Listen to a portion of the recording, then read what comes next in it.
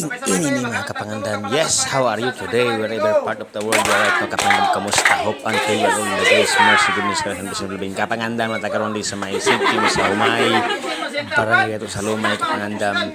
Itong programa, Rich the Undisable Mission Outreach Program, kapangandam.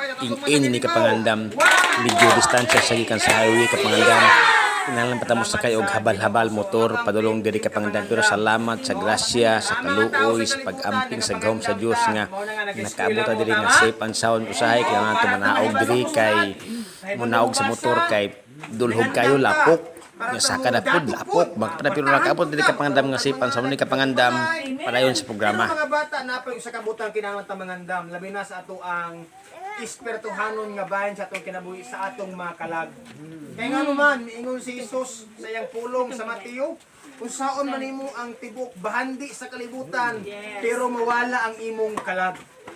Pasabot, mawala ang imuhang, wala kay kasiguruhan na asa, kung naaman ka nimo bigang kwarta, pero wala di kay kaluwasan, kay wala ka nato sa Ginoo, wala kay kalina, wala kay kalipay, kanang tanan mga kabataan matigsunan ko. Pagkahuman kapangandam, mo na ni kapangandam, dili lamang ta una mo hatag sa mga gihinam-hinaman sa mga kabataan, mga batanon, mga hamtong, mga gamit diri sama sa chinilas, sama sa pagkaon, sama sa mga sinina, sama sa mga dulaan kapangandam. Ini kapangandam, daghang salamat sa mga nagsuporta kanato kapangandam nga walay kupas ka nagtabang nato para maparayon ang atong buluhaton diri sa kabukiran kapangandam sa mga lumad.